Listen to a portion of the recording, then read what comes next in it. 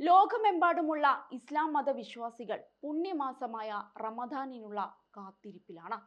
ഈ സമയത്ത് ഓരോ അറബ് രാജ്യങ്ങളും വിശ്വാസികൾക്കായി പ്രത്യേക നിർദ്ദേശങ്ങൾ പുറപ്പെടുവിച്ചുകൊണ്ടിരിക്കുകയും ചെയ്യുന്നുണ്ട്.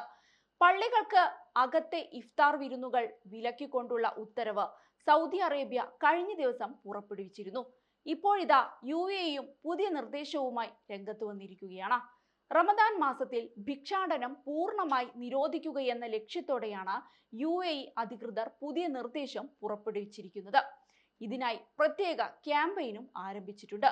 ഭിക്ഷാടന വിരുദ്ധ ക്യാമ്പയിൻ 2024 ഏപ്രിൽ 13 ആരംഭിക്കും.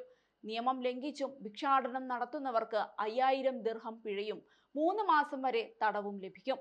ഭിക്ഷാടനം അവസാനിപ്പിക്കാൻ ഡിപ്പാർട്ട്മെന്റ് പരമാവധി ശ്രമിക്കുന്നുണ്ടെന്ന് wanted persons department director colonel Sayyid al Ghamsi al ത്വാറിലെ അവരുടെ ആസ്ഥാനത്ത് നടത്തിയ പത്രസമ്മേളനത്തിൽ ദുബായ് പോലീസ് പറഞ്ഞു. ഭിക്ഷാടകർ ആളുകളുടെ അനുകമ്പയും ഔദാര്യവും മുതലെടുക്കുകയും വിശുദ്ധ റമദാൻ മാസത്തിൽ ജീവകാരുണ്യ വികാരങ്ങൾ ചൂഷണം ചെയ്യുകയും ചെയ്യുന്നു. സമൂഹത്തിന്റെ സുരക്ഷയ്ക്കും ക്ഷേമത്തിനും ഭീഷണി ഉയർത്തുന്ന നിഷേധാത്മകമായ പെരുമാറ്റമായാണ് ഈ സമ്പ്രദായം കണക്കാക്കപ്പെടുന്നതെന്ന് കേണൽ അൽ ഗംസി പറഞ്ഞു. ഭിക്ഷാടന പ്രവർത്തനങ്ങൾ സംഘടിപ്പിക്കുകയും വിദേശത്ത് നിന്ന് ആളുകളെ കൊണ്ടുവരികയും ചെയ്യുന്നവർക്ക് 6 മാസത്തിൽ കുറയാത്ത തടവും 1 ലക്ഷം ദിർഹത്തിൽ കുറയാത്ത പിഴയുമാണ് ശിക്ഷ. ഭിക്ഷാടനം പ്രോത്സാഹിപ്പിക്കുന്നതിനായി വ്യക്തികൾ സോഷ്യൽ മീഡിയ പ്ലാറ്റ്ഫോമുകളെ ചൂഷണം ചെയ്യുന്ന പ്രവണത വർദ്ധിച്ചു വരുന്നതായി വകുപ്പ് ഉയർത്തിക്കാട്ടിയിട്ടുണ്ട്. ഇത്തരം പ്രവർത്തനങ്ങൾക്കെതിരെ കർശന നടപടി സ്വീകരിക്കുമെന്ന് പോലീസ് അറിയിച്ചിട്ടുണ്ട്. 2012 ഇൻഫർമേഷൻ ടെക്നോളജി ക്രൈം നിയമം ആർട്ടിക്കിൾ 5 അനുസരിച്ച് യോഗ്യതയുള്ള അധികാരിയുടെ അംഗീകൃത ലൈസൻസ് ഇല്ലാതെ ധനസമാഹരണം അഭ്യർത്ഥിക്കുന്നതിനോ പ്രോത്സാഹിപ്പിക്കുന്നതിനോ ഇൻഫർമേഷൻ ടെക്നോളജി ഉപയോഗിക്കുന്ന ആർക്കും 2,50,000 ദിർഹത്തിൽ കുറയാത്തതും 5 ലക്ഷം ദിർഹത്തിൽ കൂടാത്തതുമായ പിഴ ചുമത്തും. യാചകർക്ക് പണം നൽകരുതെന്ന് ആളുകളോട് ഉദ്യോഗസ്ഥർ അഭ്യർത്ഥിക്കുകയും ജീവകാരുണ്യത്തിനും സഹായത്തിനുമായി ഔദ്യോഗിക ചാനലുകൾ ഉപയോഗിക്കാനും നിർദ്ദേശിച്ചിട്ടുണ്ട്. അംഗീകൃത ചാരിറ്റബിൾ ഓർഗനൈസേഷനുകളിലൂടെയും സ്ഥാപനങ്ങളിലൂടെയും സംഭാവനകൾ ശരിയായ ആളുകളിലേക്കും അർഹമായ കരങ്ങളിലേക്കും എത്തിച്ചേരുമെന്ന് ഉറപ്പാക്കാൻ ഇത് സഹായിക്കുന്നുണ്ട്. യാചകരിൽ 99% ഭിക്ഷാടനം ഒരു തൊഴിലാളി കണക്കാക്കുന്നുണ്ടെന്നും പോലീസ് പറഞ്ഞു.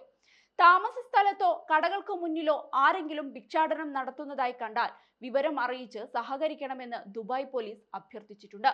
താമസക്കാർക്ക് ദുബായ് പോലീസ് ആപ്ലിക്കേഷന്റെ സേവനം വഴിയോ 901 എന്ന നമ്പറിൽ വിളിച്ചോ പരാതിപ്പെടാമെന്ന് കേണൽ അൽ ഗംസി അറിയിച്ചിട്ടുണ്ട്.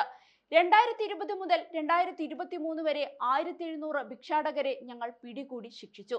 അതിൽ 487 സ്ത്രീകളും 1238 പുരുഷന്മാരുമാണെന്ന് കേണൽ അൽ ഗംസി ചൂണ്ടിക്കാട്ടി.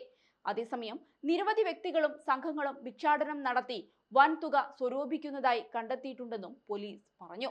ഏതായാലും റംസാൻ മാസം ആരംഭിക്കുന്നതിനു മുന്നോടിയായി വിവിധ തരത്തിലുള്ള നിർദ്ദേശങ്ങളാണ് അറബ് ഭരണകൂടം പ്രഖ്യാപിച്ചുകൊണ്ടിരിക്കുന്നത്.